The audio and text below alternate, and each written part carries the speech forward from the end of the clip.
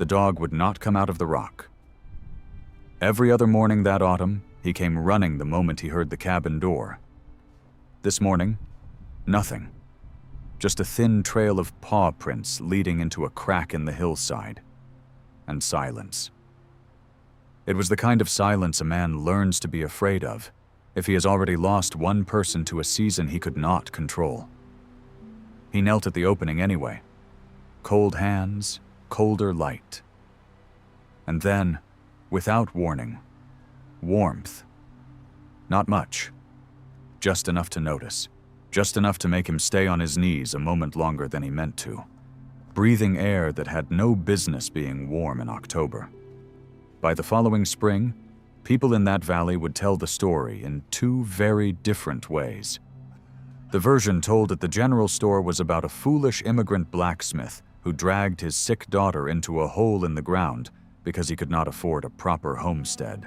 Men who told it well would pause here, shake their heads, and let the silence do the rest. The other version was told quietly, usually by the people who had once done the mocking. It was shorter. It usually ended with someone admitting they had been wrong, and it was rarely told with a smile. Both versions started at the same rock. What almost no one agreed on, that first winter, was whether the man had found something the land had been hiding all along, or whether he had simply lost his mind a little faster than everyone expected him to. By the time the temperature outside dropped to 42 degrees below 0 Fahrenheit, only one of those explanations still mattered. This is the story of the wall that stayed warm long after the fire went quiet, the daughter it was built to protect, and the neighbors who eventually had no choice but to come and see it for themselves. If you are watching this from somewhere cold tonight, tell us where. Stories like this one survive because people still care enough to remember them. And if this kind of frontier wisdom means something to you, subscribing helps keep it alive. Halvor Keel had been in the territory for 6 years before he understood what it meant to be poor in a place that also happened to be beautiful. He had come from a village on the Norwegian coast where the sea decided everything, and had traded that for a valley where the winters decided everything instead.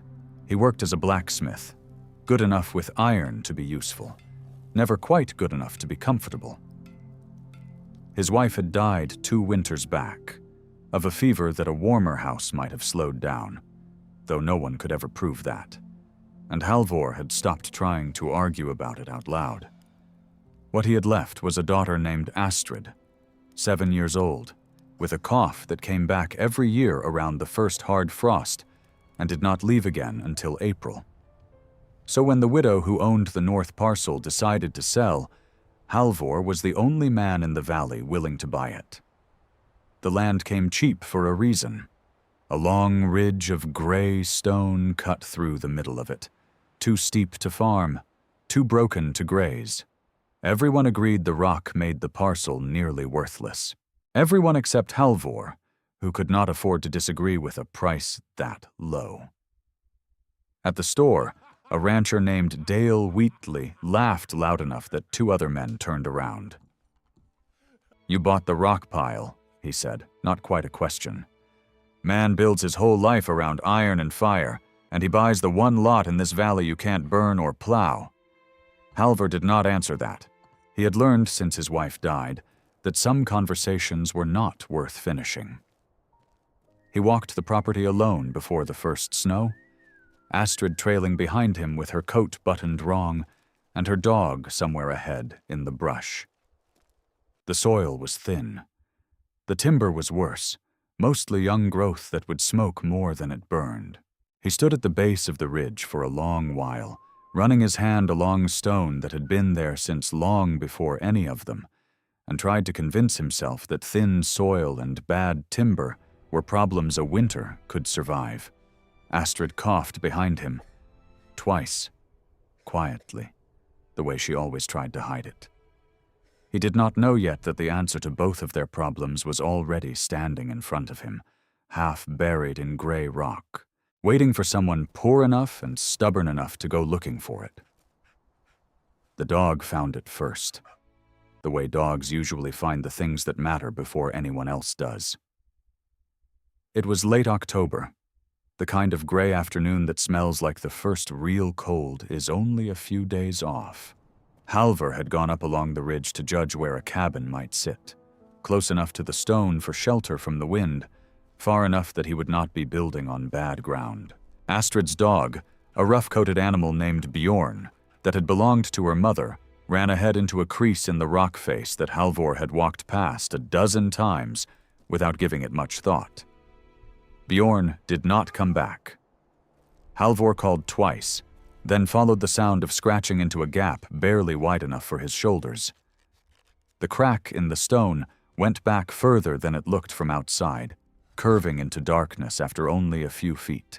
He had to turn sideways to follow it, one hand on cold rock, the other reaching ahead into air he could not see through. That was when he noticed the temperature had changed. It was not warm, not by any reasonable definition, but it was noticeably less cold than the air behind him, and that alone was strange enough to make him stop moving for a moment. Outside, his breath had been showing in short white clouds since noon. Here, a few body lengths into the rock, it barely showed at all. He found Bjorn further in, curled against a low shelf of stone, tail thumping once against the ground in greeting, and no apparent hurry to leave. Halvor stayed longer than he meant to, running his palm along the walls, trying to work out where the warmth was coming from. There was no obvious spring, no vent he could see, nothing that explained it outright. What he found instead was a narrow opening high above him, barely visible in the gloom, through which a thin, steady draft of air was moving. He did not have an explanation that afternoon. What he had was a feeling he had not had since before his wife died. The particular, uncomfortable feeling of a door opening somewhere it was not supposed to. Walking back down toward the cabin site with Bjorn at his heel, Halvor found himself doing arithmetic he had not expected to be doing that day. Roughly how many months of firewood a family needed to survive a valley winter. Roughly how few good trees stood on his new parcel. And now, somewhere underneath both of those numbers, an idea that had no name yet, only a temperature he could not stop thinking about. By the second week of November, most families in the valley had already finished the frame of their winter shelter. Halvor had barely started. And what he had started did not look like anything his neighbors recognized as a cabin.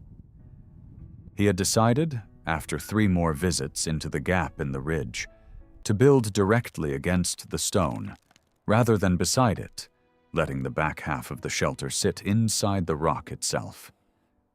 It meant less lumber, which mattered to a man with almost none to spare. It also meant something none of his neighbors were prepared to accept without argument. Torvald Reyes, the blacksmith Halvor sometimes traded work with in town, was the first to see the sight and say plainly what half the valley was already thinking. "You're putting your daughter to sleep in a cave," Torvald said, not unkindly, which somehow made it worse. "Bears sleep in caves, Halvor. Damp gets into caves. Air goes bad in caves, and nobody knows it's happened until it's already too late to matter." Halvor did not have a clean answer for that. Not yet. Only the memory of standing inside the gap and feeling warmth where there should have been none. "The rock holds something," he said. "I don't have the word for it, but it holds something, and I intend to use it." Torvald did not laugh at him directly, which Halvor would later decide was worse than if he had. He simply nodded slowly, the way a man nods at a decision he has already decided is a mistake, and went back to his own work. The story moved through the valley faster than Halvor could have managed the actual construction. By the following market day, Dale Wheatley was telling it at the store with visible enjoyment, and the version that came back to Halvor second-hand had grown a bear in it that had not existed in Torvald's original account. Astrid asked him about it once, on the walk home, in the plain way that children ask difficult questions. "Are we going to live in a cave, Papa?" "We are going to live in a house," Halvor said. "The house is only going to lean on something older and stronger than we are." She seemed to accept that answer more easily than the grown men in town had. Halvor was not sure whether that meant she trusted him more than they did, or simply that she was young enough not to have learned yet what a ridiculous idea was supposed to sound like.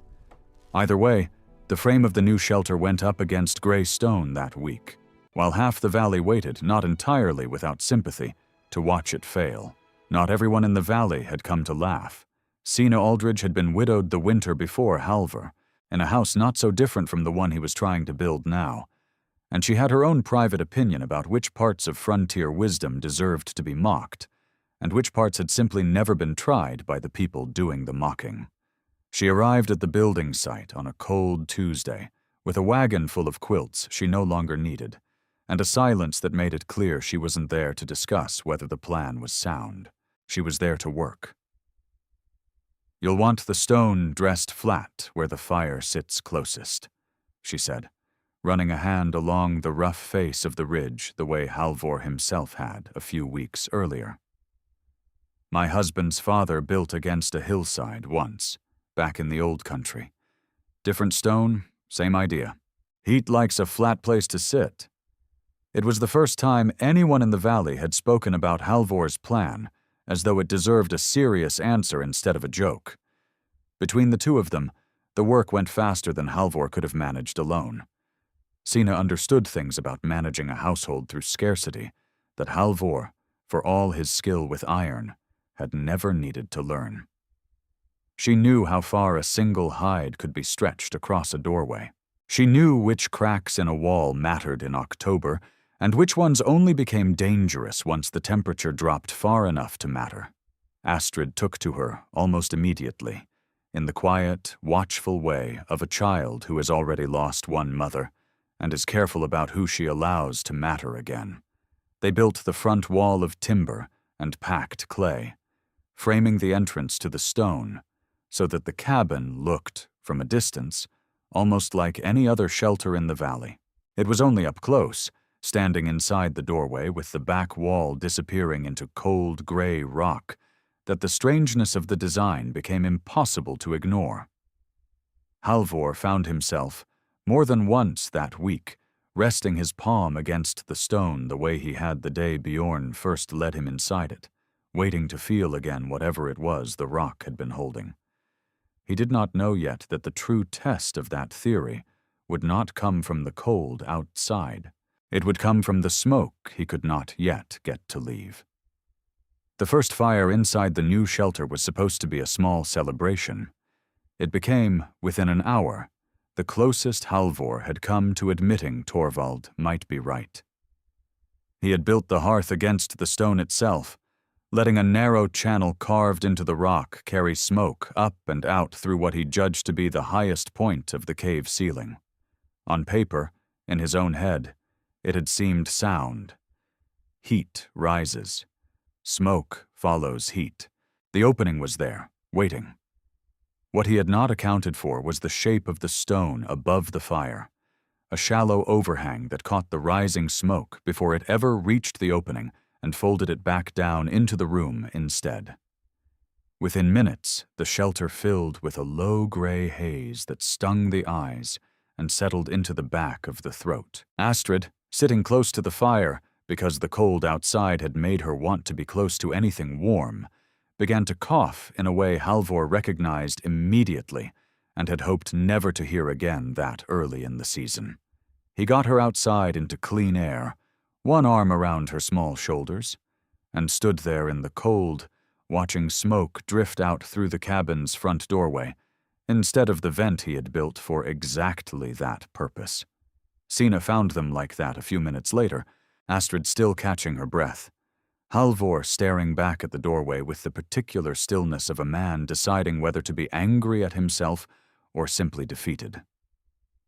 "It isn't the idea that failed," Sina said, before he could say anything at all. "It's the path you gave the smoke. Those are different problems." He did not entirely believe her that night. He carried Astrid back down to the old lean-to they had been using since the summer, wrapped her in one of Sina's donated quilts, and sat awake far longer than he needed to, listening to his daughter's breathing settle back into something closer to normal. Torvald heard about it within 2 days, of course. Everything moved fast in a valley that small. He did not come to gloat, exactly, though Halvor half expected him to. He came instead with a short, uncomfortable piece of advice, delivered the way men in that country delivered kindness when they were not quite ready to admit that was what it was.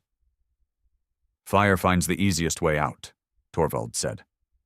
"If the easiest way is back into your own house, that's where it'll go, no matter what you meant to build." It was not an apology. It was also not entirely a joke.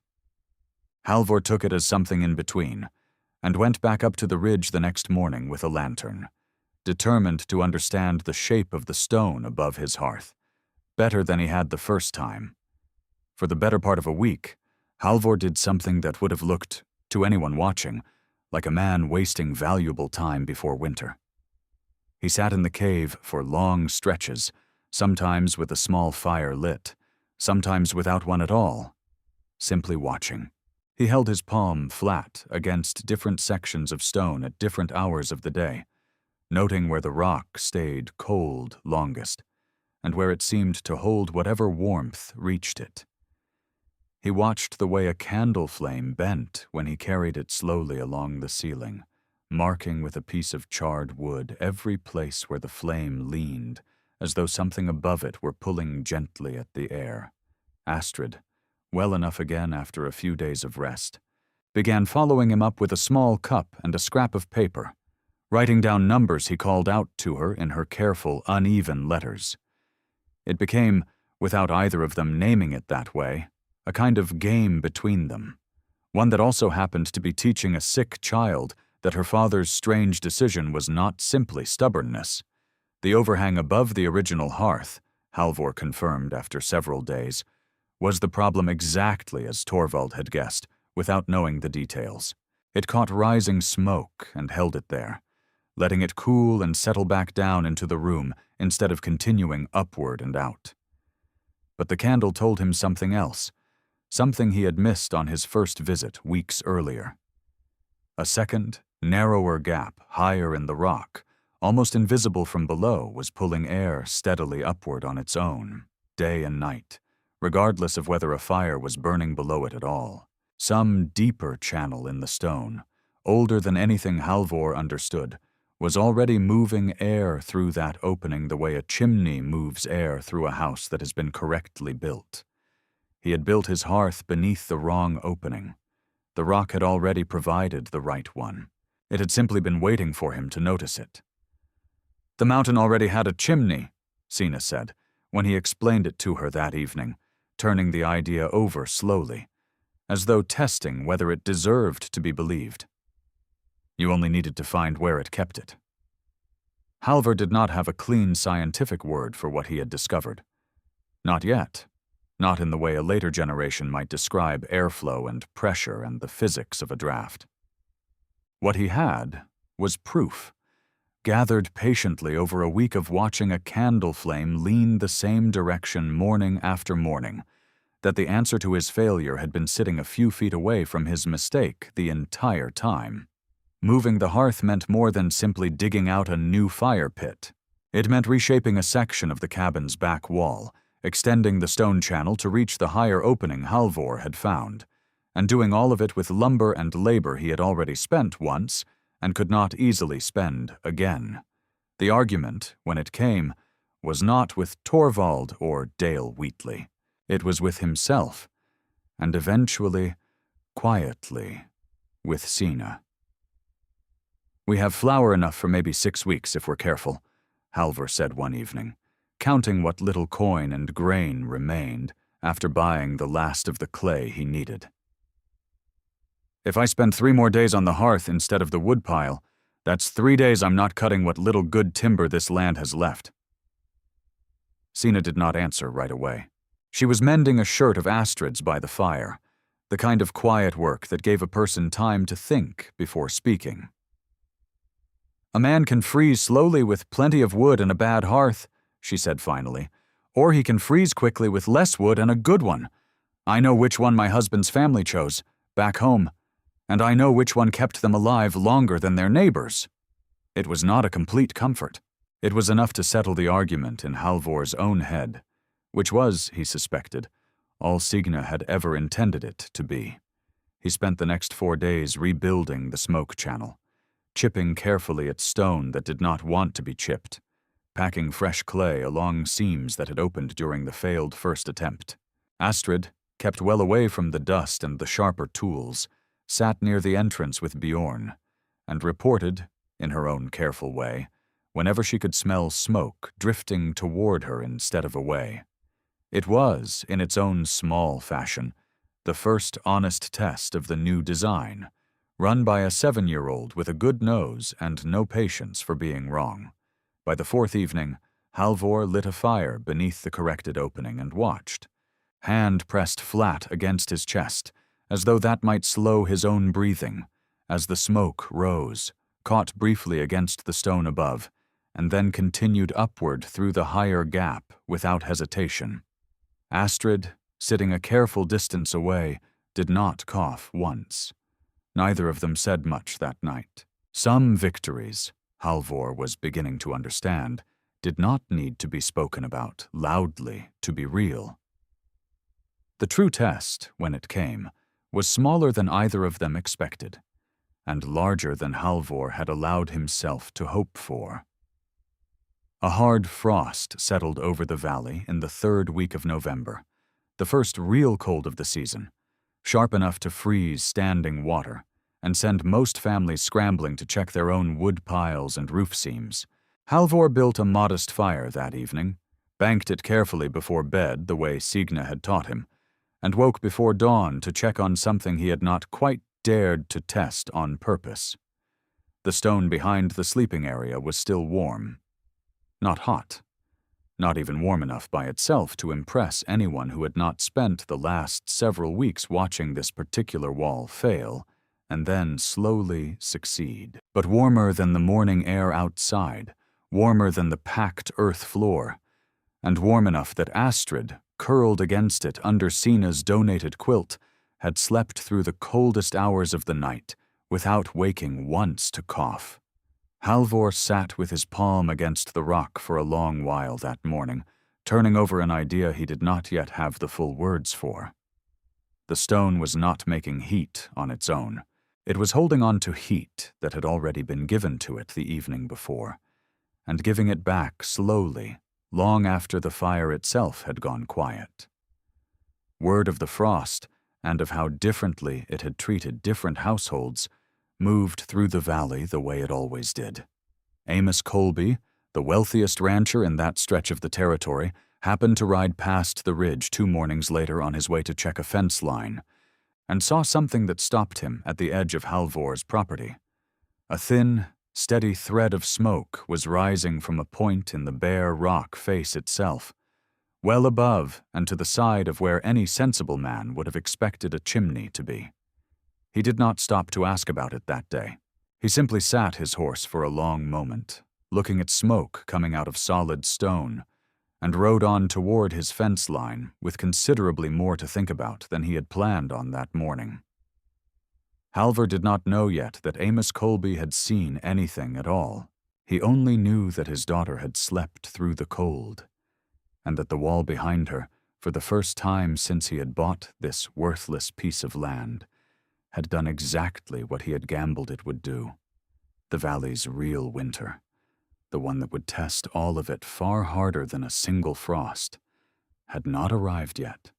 By late December, the valley had stopped talking about Halvor's cabin as a joke, and started talking about it as a question nobody quite knew how to ask politely. The season that followed was, according to those who lived through it, among the harshest anyone in that territory could remember. Snow came early and stayed. Temperatures that would normally have climbed back above freezing for a few hours most afternoons, instead held stubbornly below it, week after week, until the whole valley seemed to exist inside a single unbroken cold. Other households began to suffer in ways that were impossible to hide. Firewood cut and stacked in autumn, seasoned as well as anyone knew how to season it, still froze through in the coldest stretches, refusing to catch properly until it had been dragged inside and thawed near a fire that was already struggling to keep up. Livestock losses became a subject men discussed quietly at the store, the kind of numbers nobody wanted to say out loud in front of their own families. Dale Wheatley lost 3 head of cattle in a single week to cold that got into a barn he had built the same way his father had built barns, on land that had never demanded anything different before. Halvor's household, by contrast, was drawing noticeably less wood than it had the previous winter, despite the extreme cold. The stone behind their sleeping area held its warmth through most of the night on a fire, roughly a third smaller than what the lean-to had required the year before, according to the careful count Astrid kept in her notebook, the one where she had once written down numbers about candle flames and now wrote down numbers about firewood instead. The valley noticed. Of course the valley noticed. What the valley did not do, not yet, was come and ask about it directly.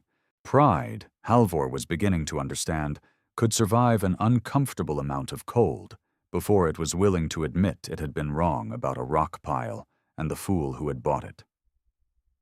Astrid's cough, for the first time in 3 winters, had not returned at all that December. Halvor did not allow himself to feel entirely settled about that. He had learned from 2 winters of losing people he loved to seasons that seemed to change their minds without warning, that the worst part of any hard winter rarely announced itself in advance. It simply arrived, usually on the night everyone had started to relax. The coldest night of that winter came in the 2nd week of January, riding in on a wind that had shifted, sometime after dark, from its usual direction out of the northwest to something colder and more direct out of the north itself. Halvor woke before Astrid did, some instinct built from years of listening to weather through thin walls telling him that something in the cabin had changed. The fire was still burning low and steady in the corrected hearth. The stone behind the sleeping area was still holding its familiar, patient warmth. It was the air near the old entrance, the original gap where Bjorn had first led him inside months earlier, that felt different. He crossed the small room and found it immediately, a thin, cold current sliding in along the floor near the packed clay seal they had built around that opening back in November. The wind's new direction was pressing directly against a joint that had never been tested from quite that angle before, and the clay, brittle now after weeks of hard freezing, had begun to crack under the strain. Astrid stirred and began, softly at first, to cough. Sina, who had stayed the night rather than risk the walk home in weather that had turned faster than anyone expected, was awake within moments, kneeling beside Astrid with a hand against the girl's forehead. Halvor stood at the failing seal with a single lantern, facing a decision that felt, in that moment, larger than the small crack in front of him deserved. He could seal the old entrance completely, hauling stone and clay in the dark to close it off before the cold pressing against it found a way to widen the gap further. Or he could trust the vent system he had built months earlier, the higher opening that had carried smoke and warm air out so reliably all winter, and hope it could also manage the reverse problem now facing him, drawing that cold intrusion back out before it settled into the room and into his daughter's chest. There was no time to test which choice was correct. There was only time to choose. Halvor chose to trust the system he had built, but not blindly. He packed fresh clay hurriedly against the widening crack near the old entrance, working by lantern light with hands that had gone stiff within minutes, while Signa kept Astrid close to the warmest section of the sleeping wall and watched her breathing the way a mother watches a fever. He could not fully seal the old gap that night, not with clay that needed time to set properly in weather it had no business setting in at all. What he could do was slow the intrusion enough to let the rest of the system do the rest of the work. Then he built the fire up, carefully, deliberately, feeding it enough to push a stronger draft up through the higher vent than it had needed to manage on any ordinary night that winter. For close to an hour, none of them knew whether it would be enough. Astrid's cough came in short, uneven bursts, worse than it had been in weeks, and Halvor found himself standing between the failing seal and his daughter, with the particular helplessness of a man who has already done everything he knows how to do, and has nothing left to offer except waiting. Sina was the one who noticed first that the cold current along the floor had begun to weaken, not because the crack had closed, but because the stronger draft through the high vent was pulling harder now, drawing air up and out fast enough to keep the worst of the intrusion from settling where it could do real harm. By the time gray light began to show at the edges of the doorway, the wind outside had not changed back, but the room had stopped losing ground to it. Astrid's breathing, ragged for most of the night, had eased into something closer to ordinary sleep sometime in the last dark hour before dawn. Halvor did not sleep at all that night. He sat with his back against the warm section of stone, one hand resting near his daughter, listening to a wind that had tried, and largely failed, to undo months of work in a single night. The knock came 3 days later, once the worst of that particular cold snap had finally broken. Halvor opened the door to find Torvald standing there first, hat in his hands, with Amos Colby a few steps behind him on the frozen path, neither man quite meeting his eyes the way they might have in October. Torvald had lost most of a season's cut firewood to rot, brought on by damp storage, wood that had frozen and thawed and frozen again until it was barely fit to burn. Amos Colby had lost more cattle than he wanted to admit, and had spent 3 sleepless nights trying to keep a newborn calf alive in a barn that could not hold heat the way he needed it to. Neither man had come to apologize directly. Frontier pride did not often bend that far, that quickly. They had come, instead, with a question dressed up as a request for help, which amounted, in the end, to roughly the same thing. "That business with the rock," Torvald said, turning his hat once in his hands. "The way it holds heat. I'd take it as a kindness if you'd walk me through how you managed it." Halvor thought, briefly, of every joke that had traveled through that valley since October, of a bear that had never existed, and a fool who had never quite deserved the name he'd been given.